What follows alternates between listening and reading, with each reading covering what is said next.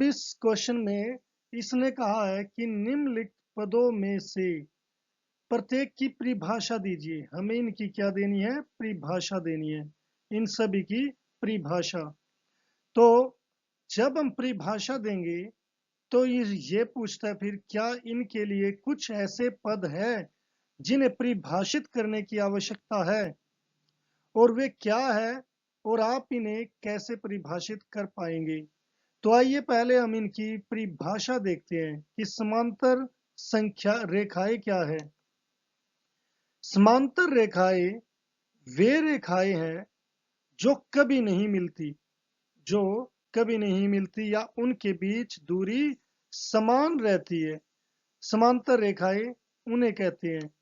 जैसे ये दो रेखाएं हैं, तो ये दो रेखाएं हमें क्या दिख रही है? ये कभी भी नहीं मिलती हुई दिख रही, क्योंकि इनके बीच की जो दूरियां है, ये यहाँ पर अगर मान लो 5 सेंटीमीटर है, यहाँ भी 5 है और यहाँ भी 5 सेंटीमीटर ही है। तो अगर दूरी हमें हर जगह समान हो तो इसका मतलब वो रेखाएं कभी भी नहीं मिलेंगी, और वो कौन सी होंगी? समांतर रेखाएं। अब हम देखते हैं बच्चों सेकंड, लंब रेखाएं। लंब रेखा किसे कहते हैं? यह एक रेखा है जो दी गई रेखा से 90 डिग्री का कोण बनाती है। जैसे यहाँ पर हम देख सकते हैं, मान लो ये ए बी कोई रेखा दी है, ये जो सी डी है, ये इस पर लंब तब है जब इनके बीच का कोण क्या हो? 90 डिग्री। कितना हो? 90 डिग्री का कोण हो। अब आइए देखते हैं रेखाखंड। रेखाखंड किसे कहते हैं? यह रेखा का वह भाग है जो दो बिंदुओं को जोड़ता है। अब रेखाखंड, जैसे ये हमारी रेखा है, इस पर एक बिंदु ए है और एक बिंदु बी है। इन दोनों को जोड़ने वाली ये रेखा का खंड, खंड किसे कहते हैं? भाग। ये ए बी हम रेखाखंड कहते हैं। अब देखते हैं वृत्त की त्रिज्या। वृत्त की त्रिज्या क्या अर्थ क्या है? कि वृत्त के केंद्र से, जैसे ये वृत्त का केंद्र है, यहां से उसकी परिधि, ये परिधि होती है बच्चों, पर किसी बिंदु तक, यानी कि यहाँ पर ये बिंदु है, किसी बिंदु तक की दूरी, इसे हम त्रिज्या कहते हैं। ये देखते हैं वर्ग। वर्ग क्या होता है बच्चों? यह एक चतुर्भुज है जिसकी चारों भुजाएं बराबर होती है, तो और चारों कोण 90 डिग्री के होते हैं। अब जैसे हमारे पास ये फिगर है, इसकी चारों भुजाएं हमें बराबर दिख रही है, और इसके चारों कोण है जो, ये कोण, यहाँ पर ये कोण, और ये कोण, और ये कोण, ये चारों कोण कितने डिग्री के हैं? 90 डिग्री के हैं। तो इस तरीके से हम वर्ग को डिफाइन करते हैं, परिभाषित करते हैं। फिर तो बच्चों, अभी हमने ये सभी परिभाषाएं पढ़ी, समांतर रेखाओं की, लंब की, रेखाखंड की, वृत्त की त्रिज्या, वर्ग, इन सभी की हमने ये परिभाषाएं पढ़ी। तो ये एक आसान काम था, मगर अभी क्या इनमें आए कुछ पद जो परिभाषित करने की जरूरत है, क्या आप वो ढूंढ सकते हो? पहले तो जैसे देखिए, पहली ये समांतर रेखाएं वे रेखाएं हैं जो कभी नहीं मिलती। तो इसमें जो ये वर्ड है रेखाएं, क्या पता है आपको रेखाएं किसे कहते हैं? दूसरे में फिर यह एक रेखा है, यानी कि लंब एक रेखा है जो दी गई रेखा से 90 डिग्री का कोण बनाती है। तो 90 डिग्री का तो चलो ठीक है, मगर क्या आपको पता है कि कोण किसे कहते हैं? जैसे यहाँ पर भी दोबारा आ गई, रेखा किसे कहते हैं? रेखा हो तो चलो हम यहाँ से और यहाँ पर दोनों सेम है, मगर कोण किसे कहते हैं? क्या आप बता सकते हो कोण किसे कहते हैं? फिर रेखाखंड, यह रेखा का, वही वर्ड आ गया, रेखा का वह भाग है जो दो बिंदुओं को जोड़ता है। अब ये बिंदु क्या होते हैं, ये बिंदु क्या होते हैं, इसकी भी क्या परिभाषा नहीं होनी चाहिए। फिर वृत्त की त्रिज्या, वृत्त के केंद्र से उसकी परिधि। अब ये परिधि क्या होती है, क्या पर किसी बिंदु तक, ये हमारा बिंदु दोबारा फिर आ गया, तो बिंदु तो चलो हम यहाँ पर डिफाइन कर सकते हैं, फिर बिंदु आ गया। फिर वह वर्ग क्या है, यह एक चतुर्भुज है। चतुर्भुज, ये क्या होता है चतुर्भुज, जिसकी चारों भुजाएं बराबर होती है और चारों कोण 90 डिग्री के होते हैं। तो ये कोण कौन से है, क्या चीज होती है। तो ऐसे जब हम कोई भी परिभाषा देते हैं तो उसमें सभी पद जो टर्म्स है हमारी, जिन्हें हम पद बोलते हैं, वो सभी हमारे क्लियर होने चाहिए। तो आइए पहले इस पहली जो लाइन वो है हमारी परिभाषा, समांतर रेखाएं वे रेखाएं हैं जो कभी नहीं मिलती या उनके बीच की दूरी समान रहती है। उसमें जो पहला वर्ड है रेखाएं, ये हम जो यूक्लिड ने भी अपनी परिभाषा दी थी उनमें रेखाएं बताई थी। तो हम देखते हैं रेखा किसे कहते हैं।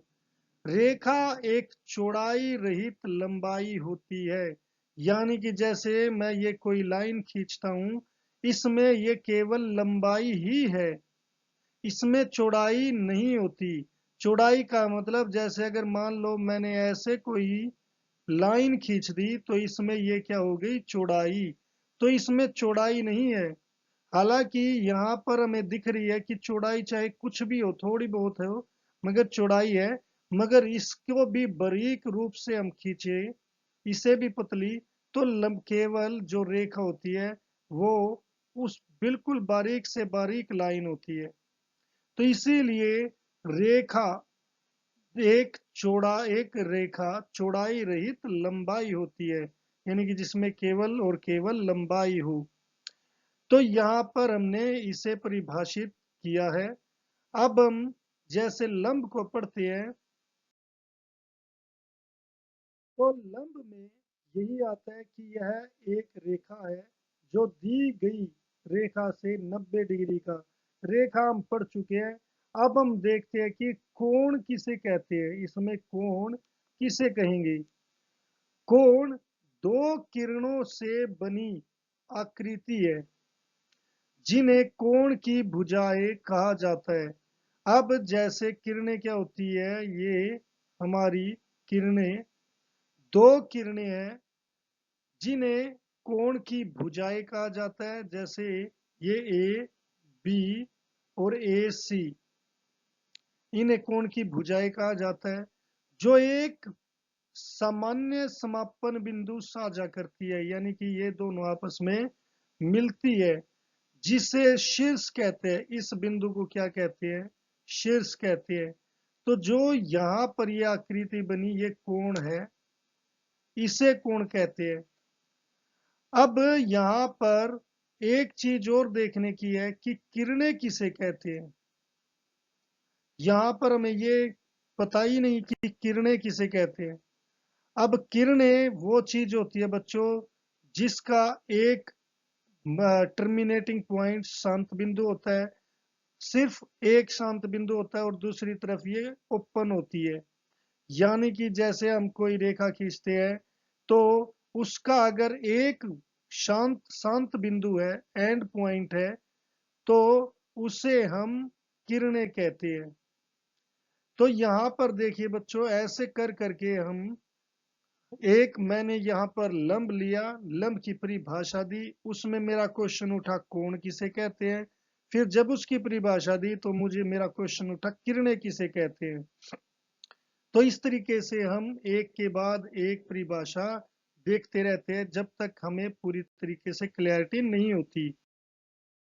अब रेखाखंड, रेखाखंड यह रेखा का वह भाग है जो दो बिंदुओं को जोड़ता है। अब इसमें बिंदु क्या है, हमने रेखा भी पढ़ ली, हमने किरणें भी पढ़ी है, हमने ये कोण भी पढ़ा है। तो अब हम देखते हैं बिंदु किसे कहते हैं। बिंदु वह है जिसका कोई भाग नहीं होता। कोई भाग होने का मतलब, जैसे मान लो मैंने ये बिंदु लगाया, ना तो इसमें लंबाई होती है, ना ही इसमें चौड़ाई होती है, ना ही इसकी कोई ऊंचाई होती है। तो उस चीज को हम बिंदु कहते हैं। अब जैसे हम ये थोड़ा सा अगर मान लो बड़ा कर दे, तो हमें इसकी लंबाई और चौड़ाई दोनों चीज दिखती है। तो आप समझ सकते हो बिंदु एक छोटा सा पॉइंट है जिसको कि ना लंबाई ना चौड़ाई ना ऊंचाई। तो मैथ में हमें ये सब चीजें देखनी पड़ती है। त्रिज्या में हमने देखा कि परिधि किसे पूछा कि परिधि किसे कहते हैं। अब जैसे हमारा वृत्त होता है, हमें ये पता कि ये परिधि है जो हम बना रहे हैं, इसे क्या कहेंगे, वृत्त की सीमा कहेंगे।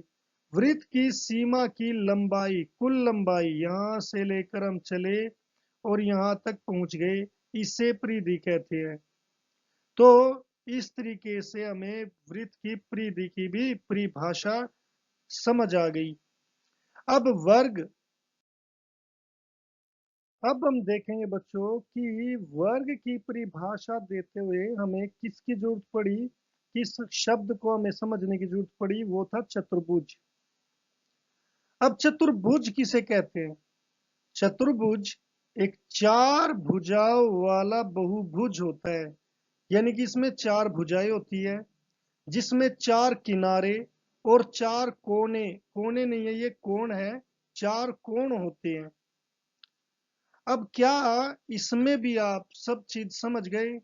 कोण तो चलो हम परिभाषित कर चुके हैं, कोण